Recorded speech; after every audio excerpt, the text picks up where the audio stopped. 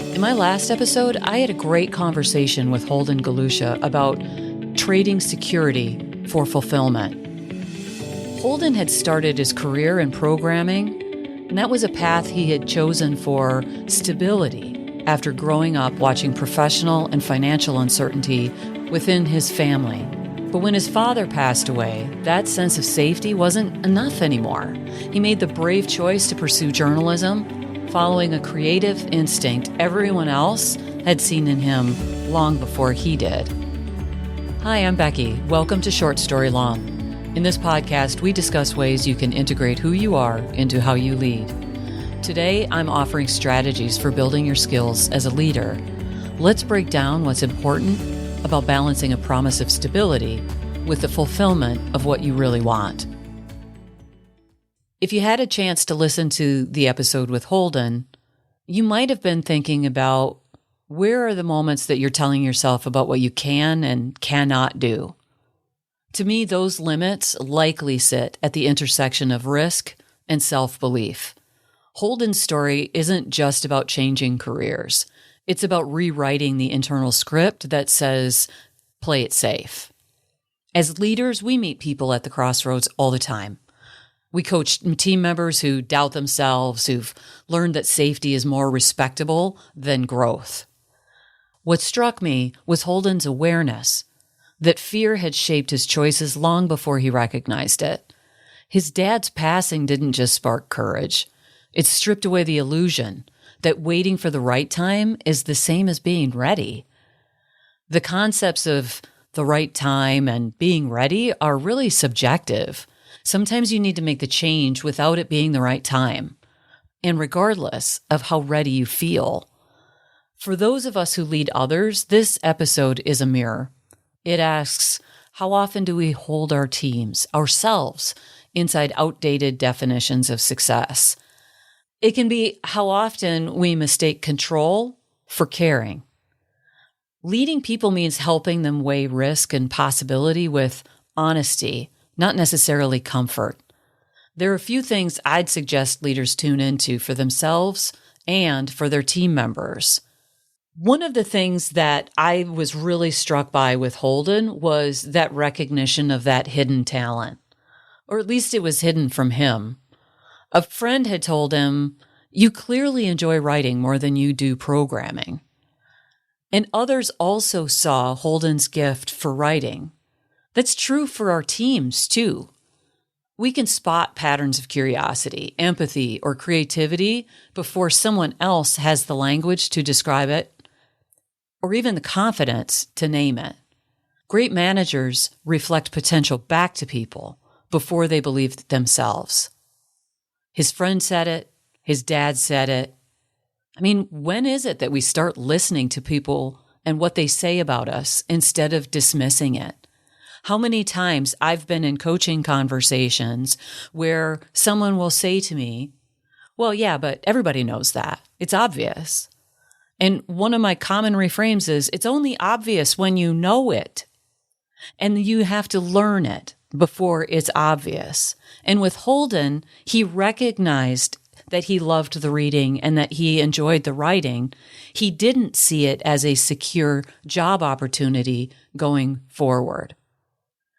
Some of these things are also coming back to, it's not easy for everyone just because it's easy for you. And so when we're looking at people in front of us and we see all of this full buffet of skills that they have, we think it's obvious. Well, of course I can see it. It's right there. But as I just said, it's only obvious once you know. And so being able to share with your team members, no, really, you need to hear me. This is a special and unique skill that you have.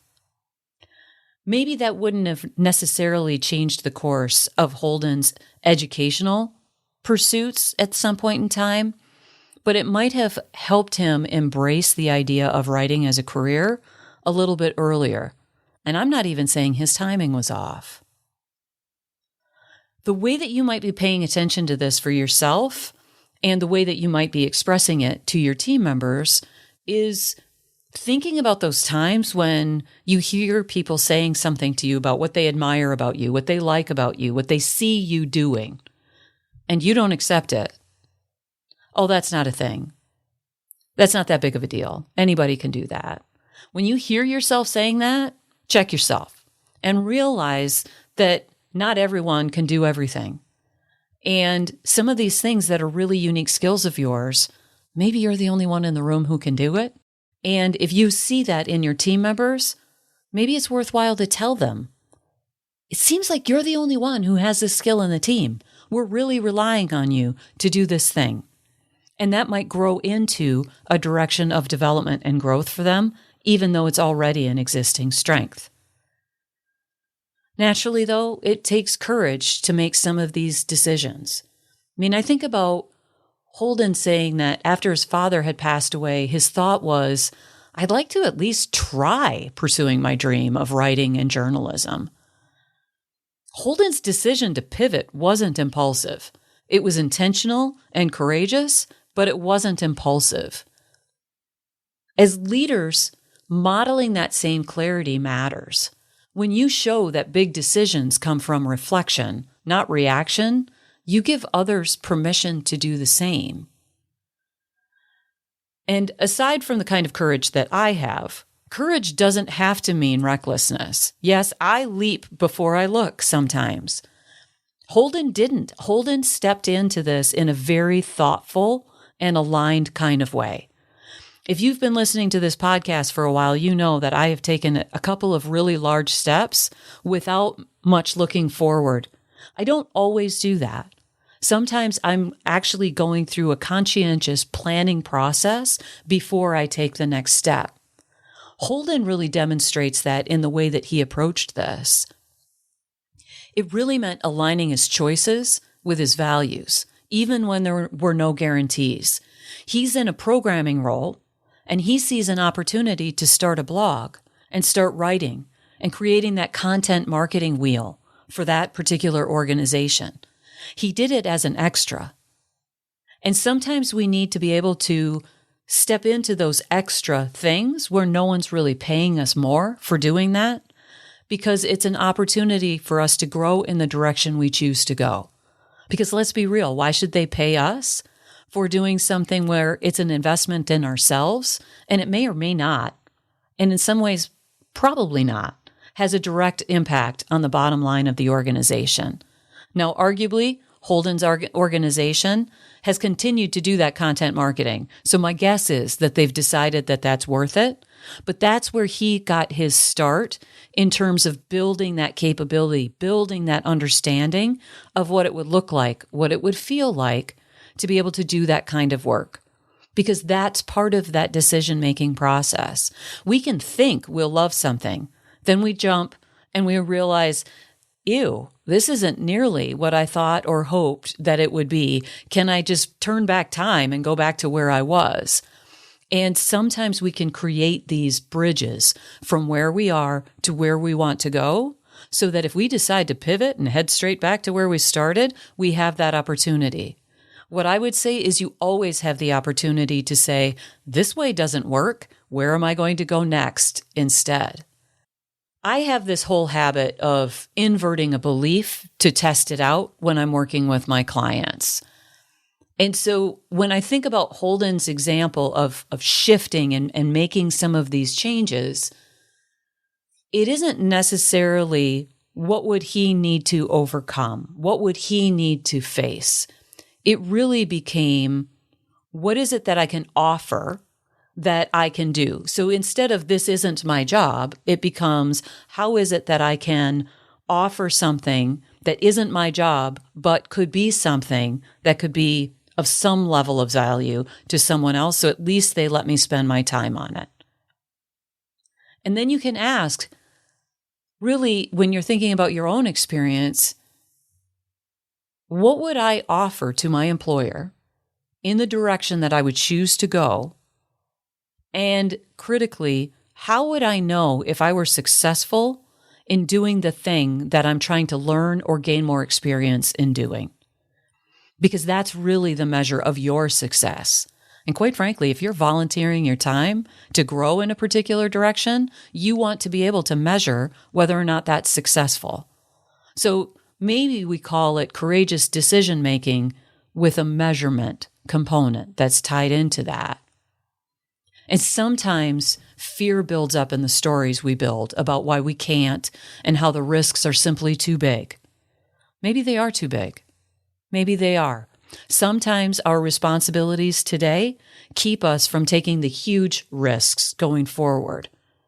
But you can kind of take a page out of Holden's playbook and identify where you can get that slice of the dream instead of the whole pie. What it really does in his story and in his example in particular is really that demonstration of experimentation, creating a semblance of safety. He did it not just in a bubble, all by himself, not involving anybody else. What he did was ask his boss for an opportunity to expand beyond where he already was. His boss could have said no. I mean, honestly, maybe it wouldn't have made a lot of sense for his boss to say no, but we don't always make sense when we make some of these decisions. And so one of the things that's really important about this, especially when your team members are coming to you saying, really, I want to learn how to do X, Y, and Z, thinking about it in terms of how can we make it safe for them to experiment, where if they mess it up, it's okay. And that might actually teach you about ways that you can create that safety and that experimentation for yourself as well. That permission to try something small, that's so critically important. Leaders can do the same by carving out safe ways for your employees to test some of those new skills. What they look like are low-stakes experiments that build confidence and uncover some of the capabilities far faster than some of the long-term planning. I'm all for development planning. I think that's a great idea.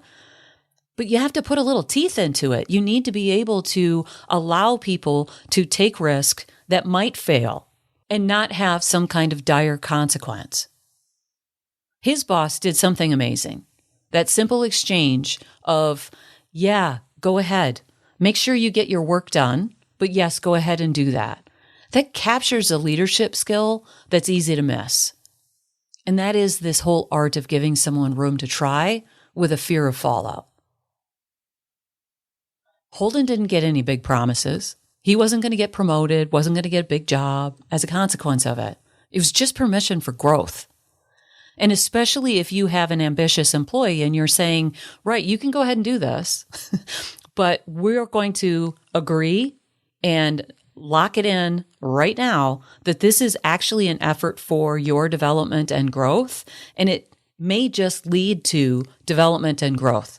It might also head you into a direction where you take on bigger things. But right now, what we're focused on is that growth and that development.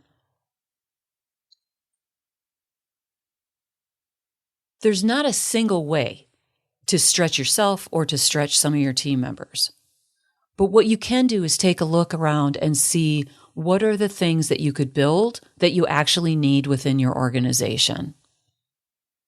Like I was talking about, sometimes mine were the big leaps into the unknown and trying something new.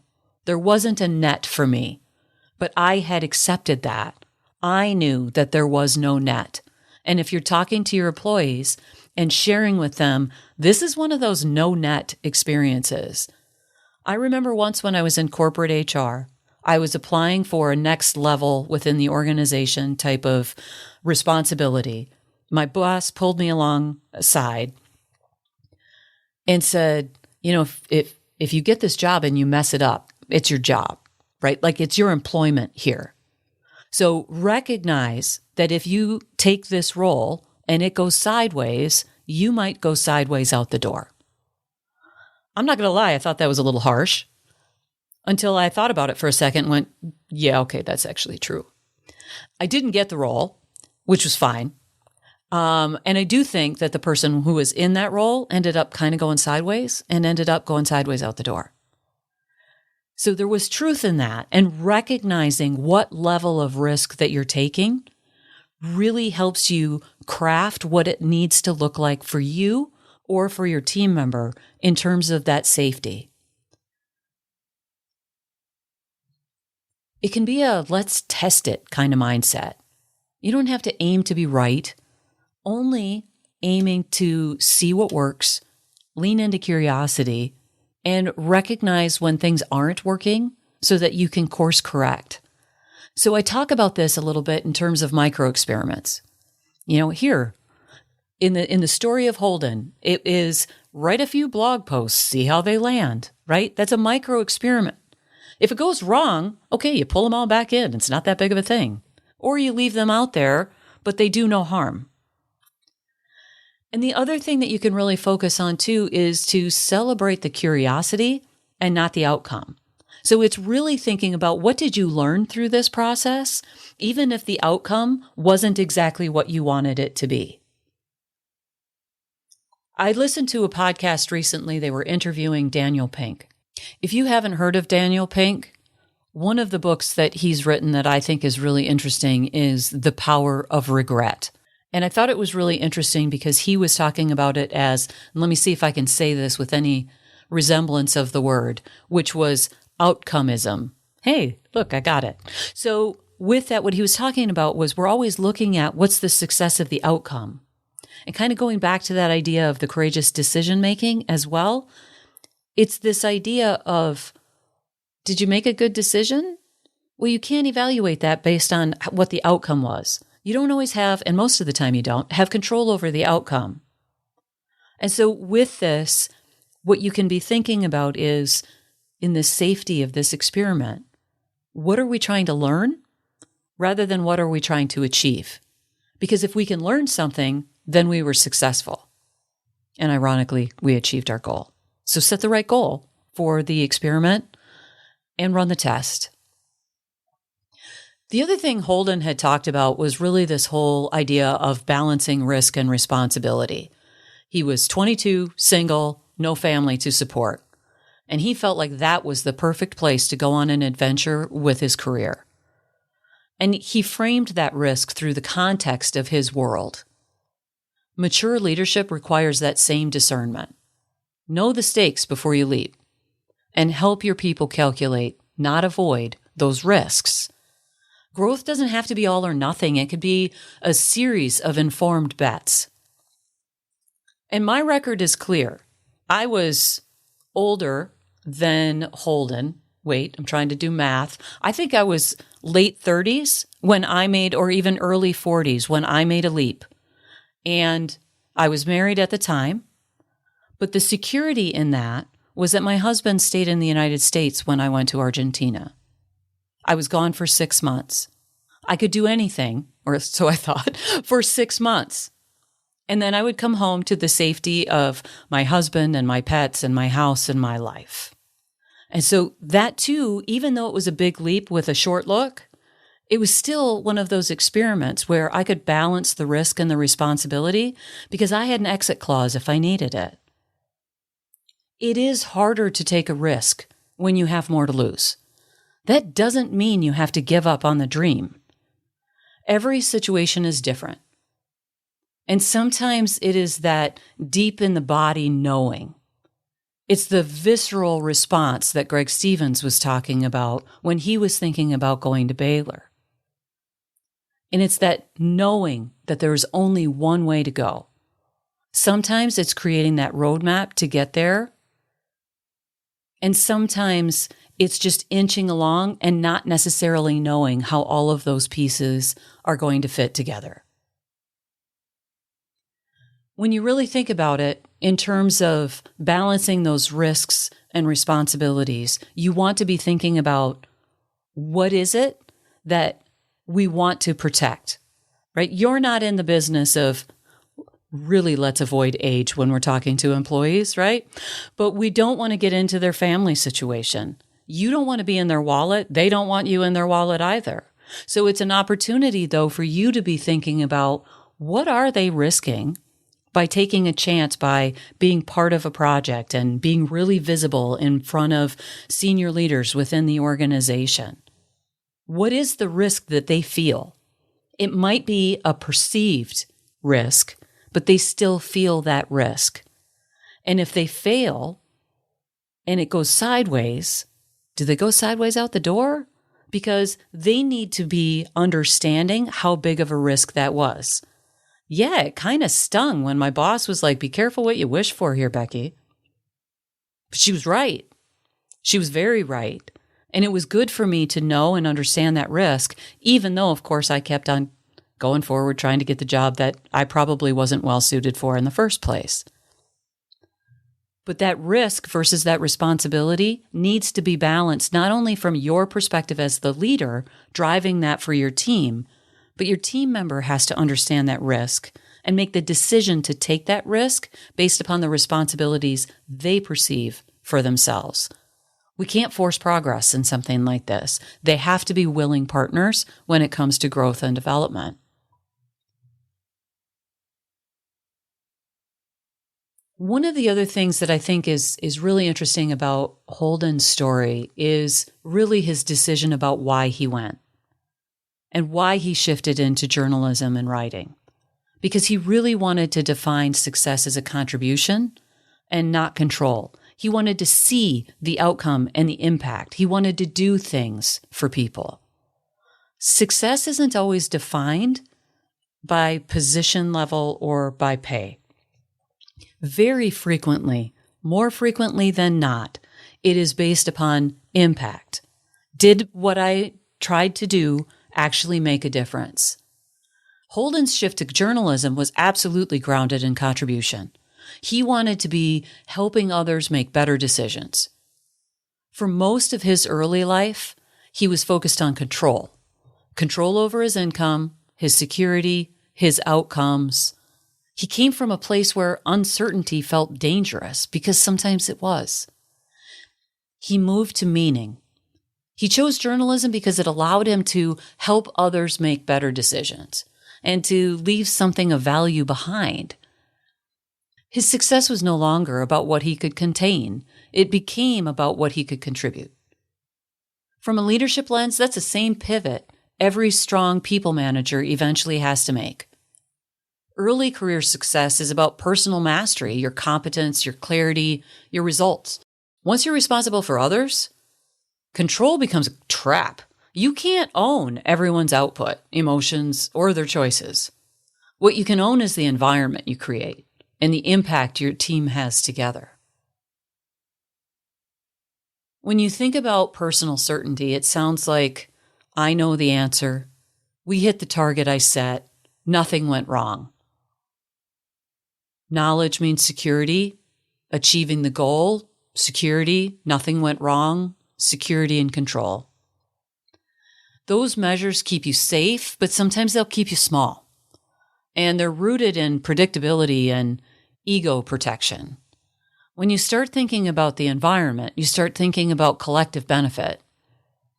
And that's where you start hearing things like the team grew in confidence and capability, or work improved something tangible for others. Or, hey, we learned something that will serve us next time.